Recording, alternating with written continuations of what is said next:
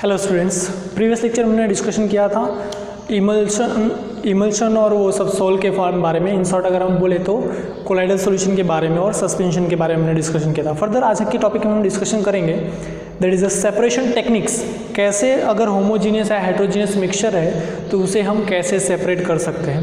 तो सेपरेशन के लिए मोस्ट इंपॉर्टेंट थिंग होगी कि फिजिकल प्रॉपर्टीज़ जो है वो फिजिकल प्रॉपर्टीज़ में वेरिएशन होगा तो ही हम सेपरेशन प्रोसीड कर सकते हैं। दोनों जो कंपोनेंट्स है उसकी फिजिकल प्रॉपर्टी अलग अलग होगी तो हम सेपरेशन कर सकते हैं। सपोज जैसे सॉल्यूट और सॉल्वेंट ट्रू सॉल्यूशन के केस में सेपरेशन पॉसिबल नहीं है, लेकिन वो केमिकल प्रोसेस के थ्रू हम इसे क्या कर सकते हैं, सेपरेट कर सकते हैं। सेम हेट्रोजीनियस मिक्सचर अगर होगा जैसे कोलाइडल सॉल्यूशन या फिर सस्पेंशन के लिए बोला तो वहाँ से भी हम उसको सेपरेट कर सकते हैं, उसके पार्टिकल्स को सेपरेशन हम कर सकते हैं। बट वहाँ पे कौन सी प्रोसेस होगी, तो हमने बोला कि था कि सस्पेंशन में फिल्ट्रेशन के थ्रू हम उसको सेपरेट आउट कर सकते हैं पार्टिकल्स को।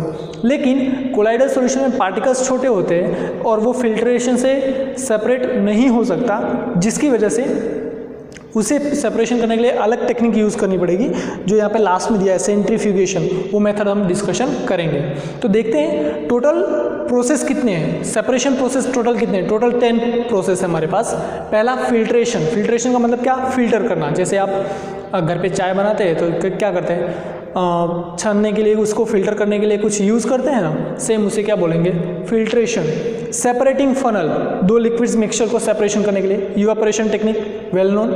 सब्लिमेशन, ये भी पता है आपको। मैग्नेटिक सेपरेशन है, जितने भी मैग्नेटिक प्रॉपर्टीज़ वाले सब्सटेंस होंगे उसे हम सेपरेट कर सकते हैं। क्रिस्टलाइजेशन है, डिस्टिलेशन है, फ्रैक्शनल डिस्टिलेशन है, क्रोमेटोग्राफी और सेंट्रीफ्यूगेशन। टोटल इतने प्रोसेस हैं। चलो उसमें से कुछ डिस्कशन करते हैं फटाफट। पहला फिल्ट्रेशन प्रोसेस। जो फिल्ट्रेशन प्रोसेस है that depends on the size of particles. जितने भी पार्टिकल्स होंगे उसकी साइज के ऊपर क्या होगा, वो डिपेंड करेगा। तो सपोज ये जैसे मैंने फिल्टर पेपर बनाया, फिल्टर पेपर में क्या होगा, इसके बीच में छोटे छोटे स्मॉल होल्स होंगे। स्मॉल होल्स साइज होगी पार्टिकल्स की, छोटे छोटे एकदम होल्स होते हैं पेपर के अंदर, पेज के अंदर। तो क्या होगा, जब भी हम इसको फिल्टर करेंगे तो फिल्टर करने के लिए तो डायरेक्टली पेज के ऊपर तो डाल नहीं सकते, इसके लिए हमें क्या रिक्वायर्ड होगा, फनल का रिक्वायरमेंट होगा। फनल का रिक्वायरमेंट होगा तो ये पेज को फोल्ड करके ऐसे फोल्ड करेंगे। सपोज क्रॉस में फोल्ड करने के बाद में इसके ऊपर यहाँ पे हम क्या करेंगे, इसके ऊपर यहाँ पे हम रख देंगे। रखने के बाद जो भी सॉल्यूशन है, सपोज पर्टिकुलर सॉल्यूशन में कंसिडर करता हूँ that is of sand plus water. अगर मैं इसको फिल्टर पेपर के ऊपर डालूंगा तो यहाँ पे मैंने क्या रख दिया, बीकर रख दिया। ठीक, तो बीकर रखने के बाद होगा क्या, ये फिल्टर के अंदर से जो सैंड के पार्टिकल्स होंगे वो सैंड के पार्टिकल नीचे नहीं जाएंगे, लेकिन सॉल्वेंट के क्या होंगे, चले जाएंगे। तो पूरा जो यहाँ पे मिलेगा वो पर्टिकुलर वाटर मॉलिक्यूल मिलेगा with less amount of sand. और सारे सैंड कलेक्ट कहाँ पे हो जाएंगे, यहाँ पे जो हमने फिल्टर पेपर लगाया होगा वहाँ पे। तो जो ये ऊपर सॉलिड पार्टिकल्स बचता है उसे हम बोलते हैं रेसिड्यू, है ना। जो फिल्टर पेपर के ऊपर सॉलिड पार्टिकल्स बचेगा उसे हम क्या बोलेंगे, रेसिड्यू बोलते हैं। और जो यहाँ पे सॉल्यूशन आता है उसे हम क्या बोलते हैं, फिल्ट्रेट। ठीक है, तो रेसिड्यू और filtrate by using filter paper. कोई भी अगर मिक्सचर है, हेट्रोजीनियस मिक्सचर है जिसमें कि पार्टिकल की साइज बड़ी होगी तो उसे हम फिल्टर के थ्रू क्या कर सकते हैं, फिल्ट्रेशन के थ्रू सेपरेट आउट कर सकते हैं। So that is a technique by which the separation of particles can be done, but the size of particles should be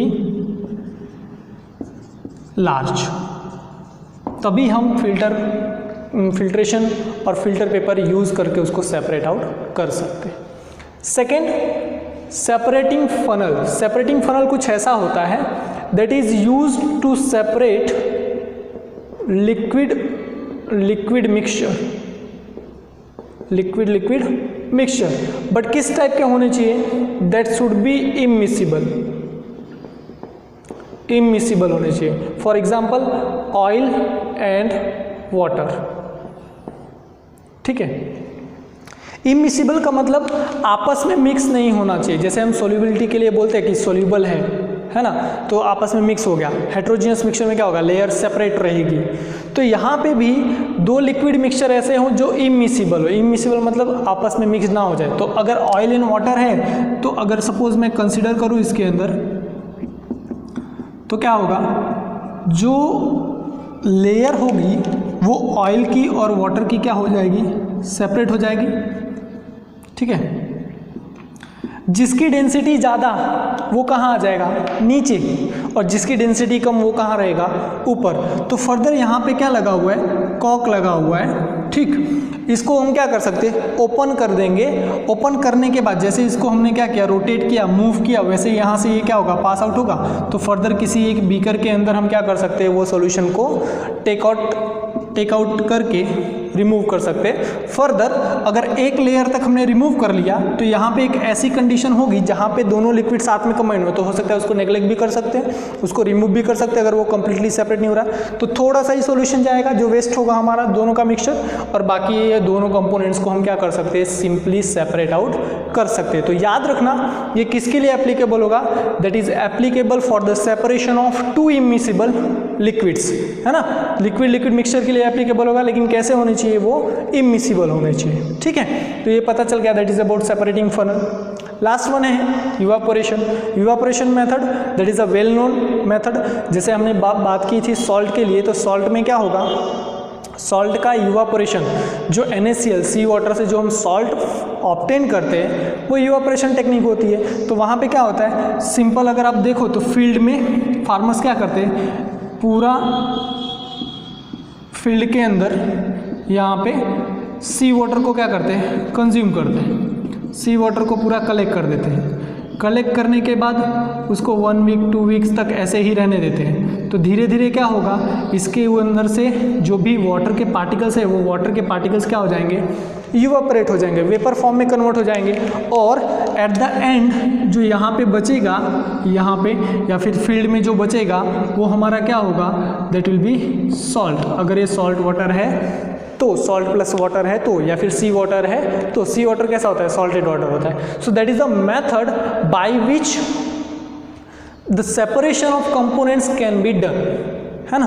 तो सेपरेशन करने के लिए वहाँ पे हम अलग अलग मेथड यूज़ करेंगे, बट वो डिपेंड किसके ऊपर करेगा, वो डिपेंड करेगा उसके नेचर के ऊपर। तो यहाँ पे एक सब्सटेंस होना चाहिए non volatile and volatile components should be present। Evaporation method कहाँ पे एप्लीकेबल होगा, जहाँ पे एक वोलेटाइल मतलब जो इजीली वेपर फॉर्म में कन्वर्ट हो जाता हो, और नॉन वोलेटाइल का मतलब जो वेपर फॉर्म में कन्वर्ट ना होता हो। तो ऐसे मिक्सचर को सेपरेट करने के लिए इवापोरेशन टेक्निक्स यूज होती है। फर्दर उसके बाद में फिर क्या है, सब्लिमेशन। तो सब्लिमेशन का मतलब क्या होता है, सब्लिमेशन मतलब डायरेक्ट सॉलिड से कहाँ जाना, गैसेस फॉर्म में, है ना। चलो देखो यहाँ पे fourth one, that is sublimation. Sublimation में क्या होगा, that will be conversion of solid into gases. Suppose consider करो हमारे पास कार्बन डाइऑक्साइड है, ठीक है, CO2 dry ice CO2 solid form में। इसको अगर हमें प्योर CO2 निकालना है गैसेस फॉर्म में, तो हम क्या करें, सिंपल इसको हीट करेंगे तो वो CO2 गैसेस में कन्वर्ट हो जाएगा, और वो क्या हो जाएगा, वहाँ पे सेपरेट हो सकता है। इवन कैम्फर, जो कैम्फर है वो कैम्फर भी कैसा होता है, सॉलिड से उसको हम गैसेस में कन्वर्ट कर सकते हैं। तो जब भी वो वोलेटाइल नेचर की वजह से ही होता है, तो यहाँ पे भी कैसा आएगा नेचर, वोलेटाइल नेचर होना चाहिए कंपोनेंट्स का, है ना। वोलेटाइल नेचर होगा तभी वो कन्वर्ट हो सकता है। ऐसे कंपोनेंट्स जहाँ पे वो उनका सब्लिमेशन और डिपोजिशन दोनों पॉसिबल हो, उसे हम सब्लिमेशन के थ्रू, सब्लिमेशन प्रोसेस के थ्रू, जिसे हीट कर देंगे तो वो टोटली वेपर फॉर्म में कन्वर्ट हो जाएगा, उसके थ्रू हम उसको सेपरेट आउट कर सकते हैं। तो आज के लेक्चर में सिर्फ इतना ही। फर्दर जो magnetic separation, crystallization, distillation, fractional distillation, ये सब है वो हम नेक्स्ट वीडियो लेक्चर में डिस्कशन करेंगे। Okay, thank you.